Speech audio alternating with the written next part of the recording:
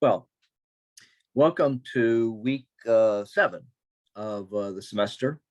And we're going to be talking this week about the wars between Anglo-Americans and Native Americans for control of the Old Northwest between 1790 and 1811, 1815, just depending on how you periodize these events. What's behind me is a reconstructed blockhouse that forms part of Fort Recovery. Fort Recovery was built in 1794 on the site of a battle that is variously known as St. Clair's defeat, or sometimes the Battle of the Wabash. In proportion to the numbers engaged, it was far and away the worst military defeat in American military history. When 3 years later, American forces returned to this site, they constructed this fort. They called it Fort Recovery because it meant the recovery of American fortunes as they continued their campaign against the indigenous peoples in this region. And incidentally, the town of Fort Recovery is right nearby. And if you go down the streets of Fort Recovery, you'll find monuments here and there and so forth, commemorating where this officer or that officer, met their death in this battle, the St. Clair's disaster. Let me put up the slides for today. And one of the things I've discovered, by the way, before I go on, is unfortunately, I mentioned last week or the week before that Zoom kept crashing whenever I tried to record lectures. And what was happening was it was crashing when I was recording to the cloud. What I've discovered is that when I record it to my own computer, it doesn't crash. The downside is when I'm talking, with the screen up, you can't see my face usually, particularly when I'm using some kind of a video clip. And that's unfortunate because I would like for you to be able to see my face and to see my gestures and so forth as I'm giving this lecture. I just think it works better and communicates better when I'm able to do that. And unfortunately, Zoom is not cooperating, so I just have to do the best that I can. Thus having said, let me put up the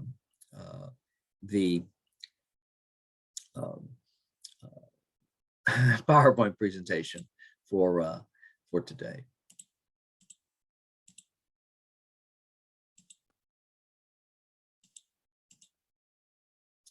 Here are the terms for this week's presentation. You should already have them in PDF form. You should have seen them before you reached this particular video. By the end of this presentation, you should understand first the concept of so-called land grab universities and settler colonialism. Next, the causes of the Anglo-American wars with Native Americans in the Old Northwest. Then the causes and consequences of St. Clair's defeat, also called the Battle of the Wabash, on November 4th, 1791. General Anthony Wayne's creation of the Legion of the United States. The causes and consequences of Wayne's victory at the Battle of the Fallen Timbers, up by Toledo, on August 20th, 1794. The impact of the Treaty of Greenville, August 3rd, 1795, which, as you will see, was a very major impact indeed. And then finally, the Battle of Tippecanoe, fought November 7th, 1811, and the final defeat of Native Americans in the Old Northwest. Now, it remains common to think of military history in terms of battles, leaders, and weaponry. And this is the kind of military history that attracts the most readers and undoubtedly comprises the wellspring of interest that many people, mostly men, by the way, the wellspring of interest that brings these people to a fascination with military history that for many of them is a lifelong interest. I don't disdain that kind of military history. During my career, I've written countless articles for general readers about commanders, campaigns, and battles. I was one of the authors of the military history textbook long used at the U.S. Military Academy at West Point. I've co-written 2 battlefield guides, one to Shiloh, one on Gettysburg, and have conducted more battlefield staff rides, which combine historical study along with analysis of command issues and other military issues than I can count. Just literally dozens, probably at this point on the high side of 50 or 60. But military history is a much more broad subject than these themes would suggest, and considerably more important.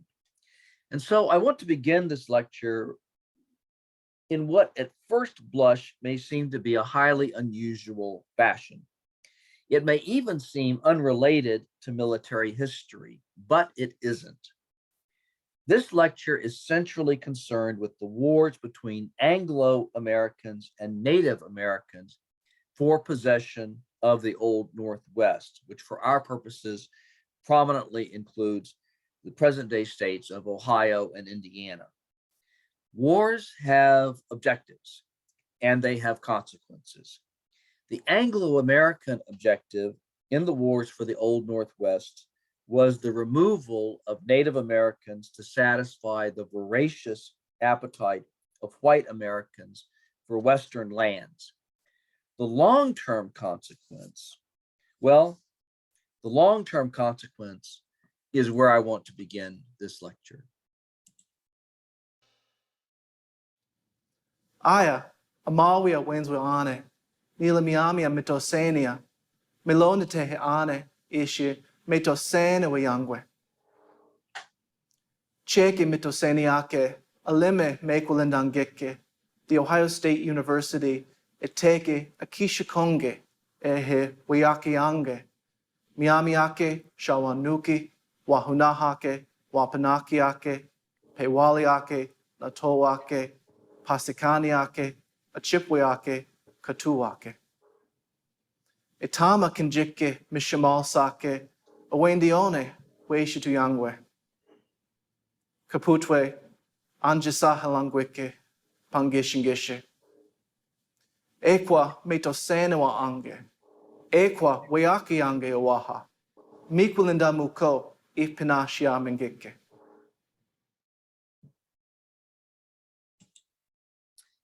This is the land acknowledgement by the Ohio State University, which essentially recapitulates what that PhD candidate just explained to us in his in the Miami tongue of his heritage. And it says that the Office of Diversity and Inclusion would like to acknowledge that the land the Ohio State University occupies is the ancestral and contemporary territory of the Shawnee, Potawatomi, Delaware, Miami, Peoria, Seneca, Wyandot, Ojibwe, and Cherokee peoples. Specifically, the university resides on land ceded in the 1795 Treaty of Greenville and the forced removal of tribes through the Indian Removal Act of 1830. We want to honor the resiliency of these tribal nations and recognize the historical context that have and continue to affect the indigenous peoples of this land. Well, prominent among these historical contexts are the very wars that we're going to be looking at this week. Well, let's take a deeper dive into this particular issue and learn more about what it has to do with military history. There's a current buzzword making the round called land grab universities. It's a play on the term land grant universities, a system of state-funded public universities created by the Morrill Act of 1862, of which the Ohio State University, founded in 1870, is one. Morrill Tower is named for Senator Justin Morrill, the driving force behind the land grant university bill. Lincoln Tower is named for President Abraham Lincoln, who signed the bill into law. Long praised as a major advancement in access to higher education, in recent years, scholars have begun to consider where exactly the land for these land grant universities came from. Some of them have come to see it as a manifestation of settler colonialism. And I want to repeat that because it's an important term, settler colonialism. And regardless of whether you choose to see Ohio State University as an example of this, I want you first to be familiar, at least, with the concept of so-called land grab universities. And second, to understand that it is no leap at all to see that the wars for the Old Northwest were fought in the service of settler colonialism.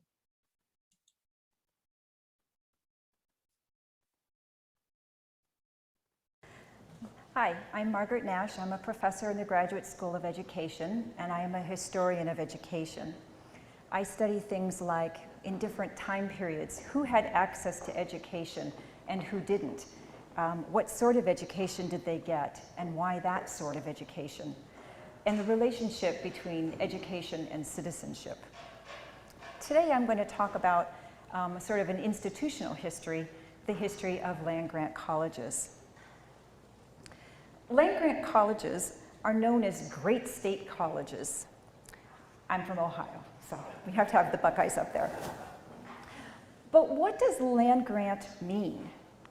When the federal government had land in the West to sell, it gave some of the profits to higher education, and especially to colleges that taught agriculture and applied science. And these colleges were referred to as the people's colleges. Today, there are over 100 land-grant colleges and universities, including, of course, UCR, which began as a citrus experiment station in 1907. All of these institutions were funded in part by the sale of 10 million acres of land throughout the West. But what land was sold, and how did the US government come to have claim to that land?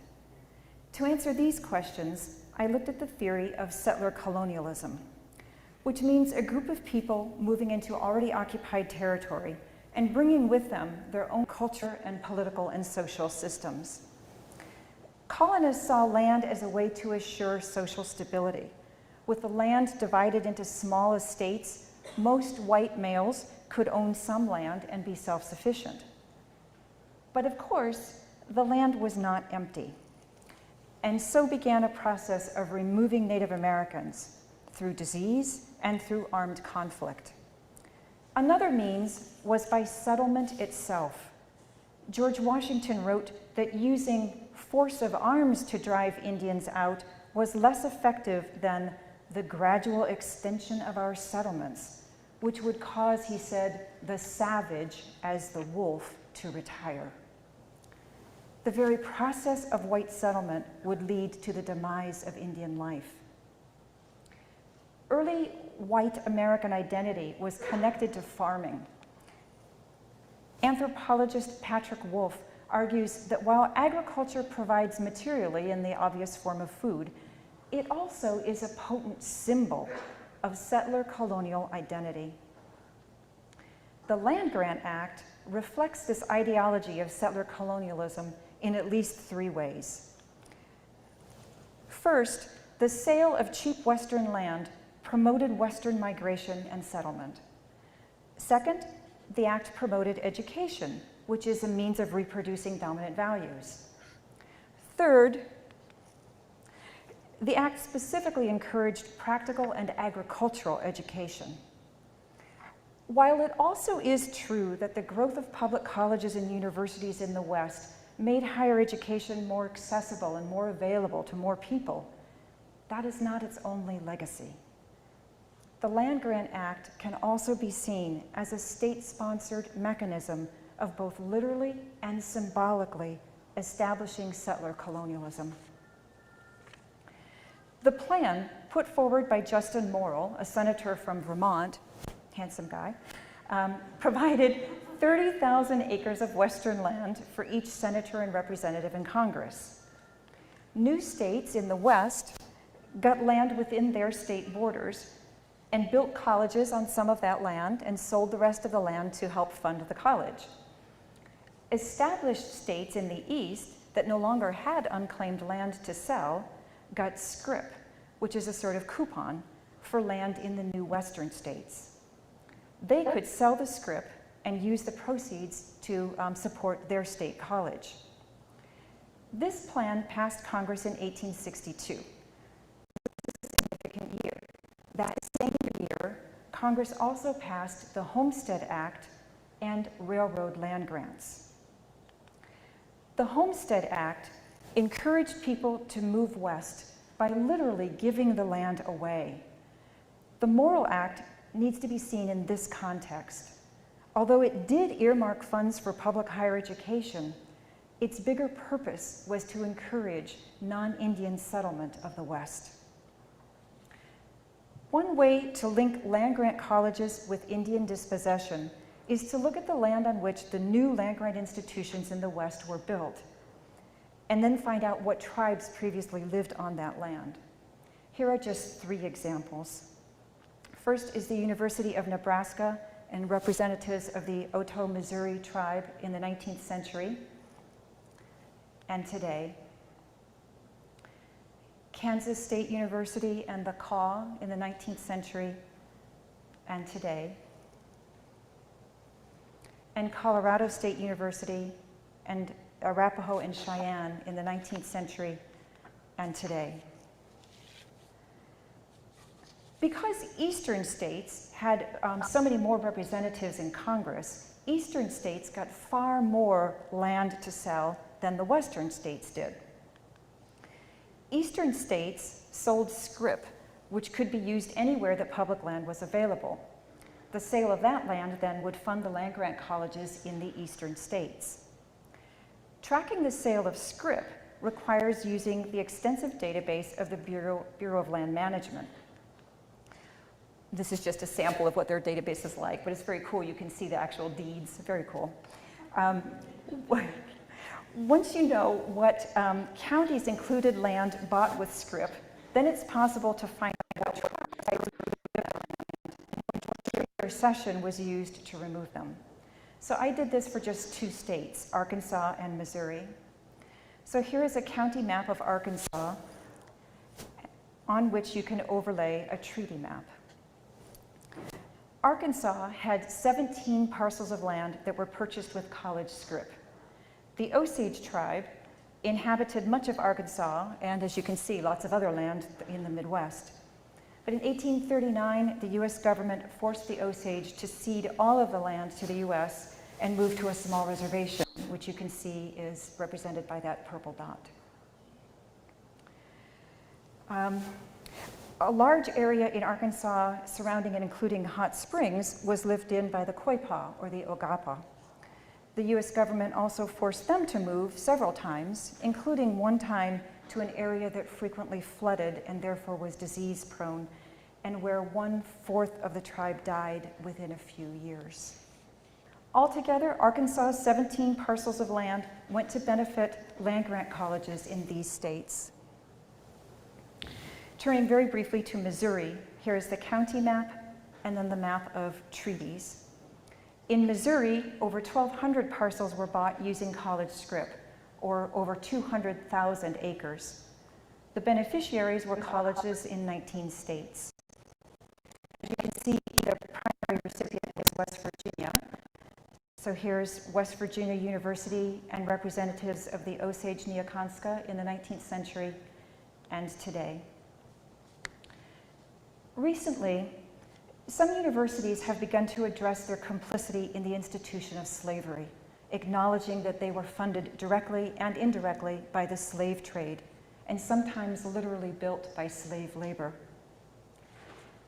Perhaps it's also time for land-grant institutions to come to terms with their history. the Land Grant Act was part of the government's quest to settle the continent with non-Indians.